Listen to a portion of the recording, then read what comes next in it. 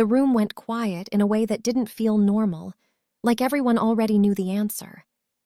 My dad let out a slow breath. Then do it. No hesitation. No, are you sure? Just done. The doctor nodded once, like this was routine, like I was paperwork instead of a person. I heard gloves snap, buttons pressed. The steady rhythm beside me, the only thing proving I was still here, started to change. Beep, beep, beep. My mom shifted closer to the bed, her voice lowering, almost annoyed. We should have handled this sooner. Handled this. Like I was a problem that had gone on too long. I didn't understand it, not fully. I knew money had always been tight with them, every expense questioned, every bill a discussion. But this wasn't panic. It wasn't grief. It felt prepared. After this, my dad said quietly, we'll finalize everything. Everything. The word echoed louder than the machines. Finalize what? The doctor reached toward the machine again, and the sound dipped even lower, my chest tightening as if my body was finally catching up to what they'd decided for me. I was still here. I was still thinking. I was still fighting to move even a single muscle. But to them, I was already gone. My mom leaned in one last time, close enough that I could hear her breath. It's done, she whispered. Footsteps followed. The door opened, then shut. Silence. Not peaceful silence, empty silence. Time disappeared after that. Minutes, maybe hours. No voices, no footsteps. Just the fading awareness of my own body slipping further out of reach. And then, a sharp inhale. Mine. Air rushed back into my lungs like something had snapped loose inside me. My eyes flickered open, barely, but enough to see light, movement. A nurse dropping something onto the floor. What? She gasped, rushing to my side. Doctor, she's awake. Voices flooded the room again. Urgent, confused, alive. I was alive. But 3 days later, when I could finally speak, the first call the hospital transferred to my room was from my parents. They were the first ones to call me back. The nurse hesitated before handing me the phone, like she wasn't sure it was a good idea. I could see it in her face, the same confusion everyone had since I woke up. People don't just come back after that. They've called 3 times already, she said quietly. Do you want me to tell them you're still resting? Still resting. I almost laughed. But my throat was too dry, my body still too weak. 3 days ago, they'd agreed to shut everything off, and now they couldn't wait to talk to me? I shook my head slightly. No, I'll take it. She passed me the phone like it might break. Alina? My mom's voice came through immediately. No warmth, no relief, just sharp, controlled. You're awake? I swallowed. Yeah. A pause. Not the kind filled with emotion, the kind filled with calculation. That's good, she said. Then quickly, how much do you remember? The question landed wrong. Not how are you? Not we thought we lost you, just that. Why? I asked, my voice barely steady. My dad cut in, his tone lower. The doctors said you might be confused. We just need to know what you've been told. Told? I remember everything, I said. Silence. For a second, I thought the call dropped. Then my mom exhaled, slow, controlled. We'll come by later, she said. Don't talk to anyone about this yet, okay? There are things we need to sort out first. The line went dead before I could respond. I stared at the phone, my hand tightening despite the weakness still running through me. Something in my chest didn't feel like relief. It felt like pressure, like I'd just stepped into something I didn't understand yet. A knock broke the silence. The doctor stepped in, holding a thin folder, his expression more serious than before. Alina, he said carefully, closing the door behind him. There's something unusual about what happened while you were unresponsive.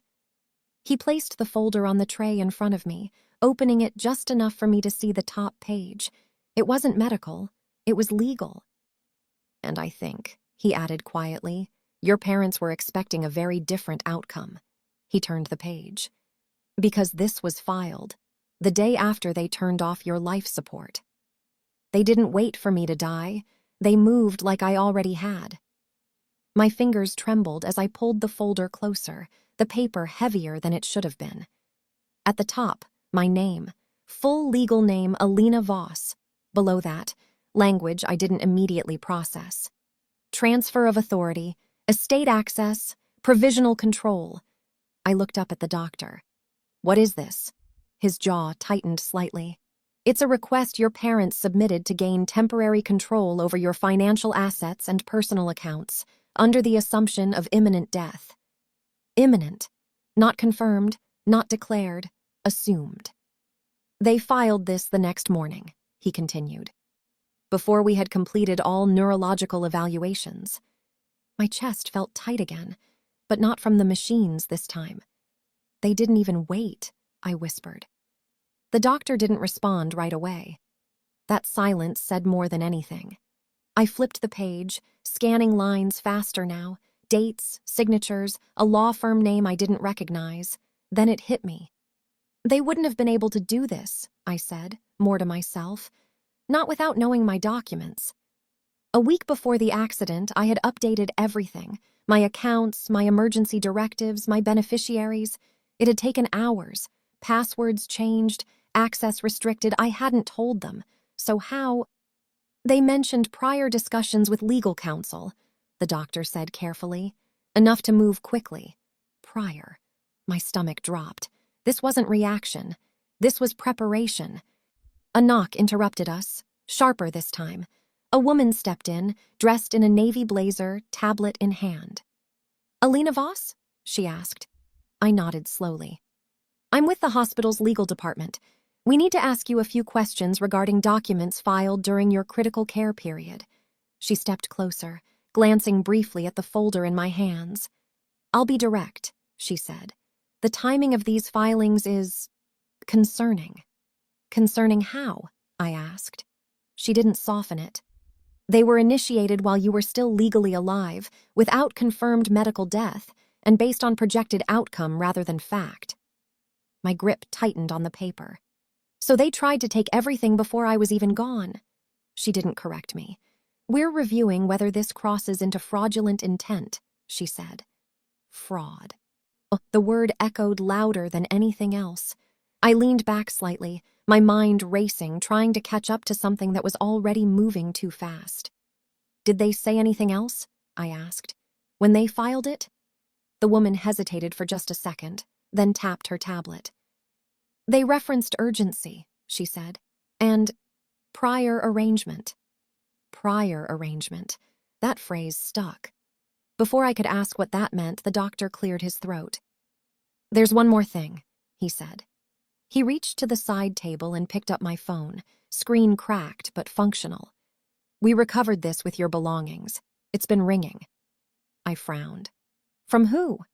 He handed it to me. Someone who isn't listed as family. The screen lit up again in my hand. Another incoming call. Unknown number. Then it stopped. A voicemail notification appeared instantly. I hesitated, then pressed play. A man's voice, low and urgent. Alina, if you're hearing this, something's wrong. Your parents filed before they were supposed to, before the hospital even made a final call. You need to... Static cut the message short. The room went completely still. I slowly lifted my eyes. Who was that? No one answered. And suddenly, the question wasn't just what they did, it was who helped them do it. They didn't just give up on me. They were already moving pieces before I stopped breathing. I replayed the voicemail 3 times. Same cutoff, same urgency, no name, but one detail stuck, the way he said before they were supposed to. Supposed to. That meant timing mattered. That meant there was a plan. And my parents moved too early. I looked up at the legal representative. Can you trace that number? She nodded. We're already trying. But if this person contacted you directly, there's a chance they were involved, or at least aware. Aware of what? I forced myself to think past the shock, to line things up. The accident, the hospital, my parents pushing to shut everything down. Fast. Paperwork filed the very next day. Too fast. They knew, I said quietly. The doctor frowned. Knew what? That I wasn't going to be declared brain dead yet, that there were still tests left. My voice steadied as the pieces clicked together. But they didn't wait anyway, because waiting would have delayed whatever they were trying to secure. The room felt smaller suddenly. They needed me gone, I said. Not medically, legally. No one argued with that. Mohas, another update came within the hour. The number from the voicemail traced back to a private legal office, the same firm listed on the documents my parents filed. My stomach turned. So he works with them, I said. Possibly, the legal rep replied, or he disagreed with what they were doing. Disagreed enough to warn me, but not enough to stop it. A nurse stepped in, glancing between us. Alina, your parents just called again. Of course they did. I stared at my phone on the table. It buzzed again, lighting up the room in short, sharp pulses. Mom calling. They've been persistent, the nurse added. Persistent, not worried, not relieved, just trying to reach me. Put it through, I said. The room went quiet as the call connected. The legal rep subtly tapped her tablet, recording. I lifted the phone slowly to my ear. Hello? For a second, nothing. Then my mother's voice, lower than before, tighter. Alina, we need to talk about what you remember. Not how I survived, not how I felt, just that. I leaned back against the bed, every nerve in my body suddenly alert. I remember you telling them to turn it off, I said. Silence. Then my dad's voice came in, sharper now. You don't understand the situation. Then explain it, I said. Another pause. Longer this time, careful, measured, like they were choosing every word for a reason. Finally, my mom spoke again. Not over the phone, she said. This isn't something you want on record.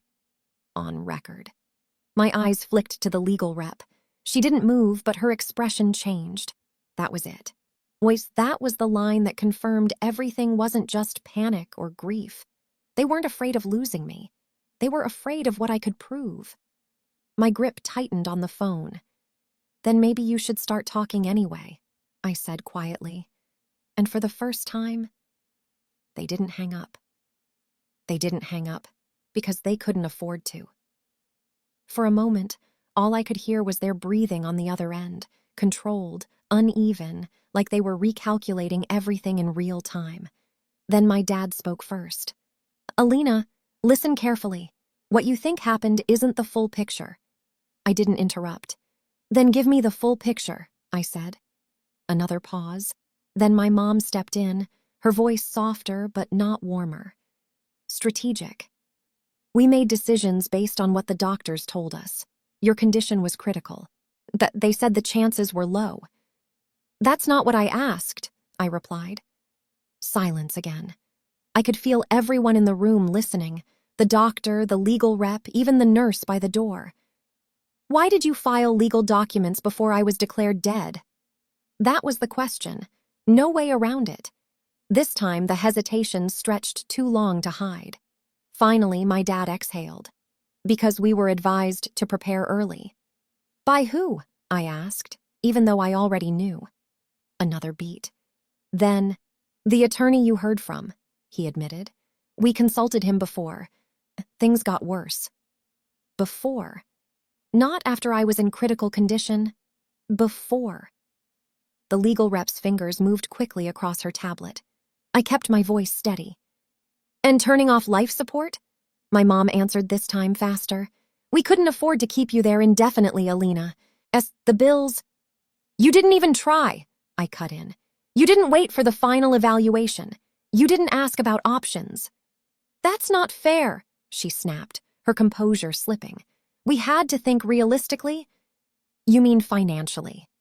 Neither of them denied it, and that was enough. Because now it was clear, this wasn't a desperate decision made in a moment. It was a calculation. They believed I wasn't going to survive. And instead of waiting, they aligned everything. Medical decisions, legal filings, timing, to make sure they walked away without debt.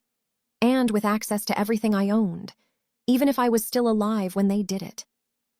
The legal rep stepped forward slightly, her voice calm but firm. This call is being recorded. Based on what's been said, we'll be escalating this to a formal investigation. That's when the shift happened. Panic. Real panic. You can't be serious, my dad said quickly. We were acting in good faith. You initiated asset control while she was legally alive, the rep replied, and pressured medical decisions that aligned with that timing. We didn't pressure anyone, my mom said, but her voice was thinner now. The doctor finally spoke. You requested immediate withdrawal despite pending evaluations. Silence, heavy, final. I let it sit there. Then I said the only thing left to say. You didn't lose me, I said quietly. You gave up on me early because it was more convenient. Neither of them responded. The line stayed open for a few seconds longer, then disconnected. Everything moved quickly after that. The hospital filed an internal report. The legal team handed everything over to investigators. The documents my parents filed were immediately frozen, flagged as invalid due to my survival, and the timing. Within days, it wasn't just a family issue anymore. It was legal, fraud, attempted unlawful asset seizure, ethical violations tied to medical decision pressure. The attorney who left the voicemail came forward. He admitted my parents had pushed to accelerate the process, faster than recommended. He backed out when the timing crossed a line. That voicemail wasn't random. It was a warning, and it saved everything. I stayed in the hospital for 2 more weeks, long enough to recover, long enough to understand exactly how close everything came to being taken from me, my life, my voice, my control. I updated every document again. Medical directives, financial access, emergency contacts. None of them included my parents anymore. Legally, they had nothing. Personally, they had less. They tried calling again, more than once. I didn't answer. The day I was discharged, the air outside felt different, sharper, clearer, real.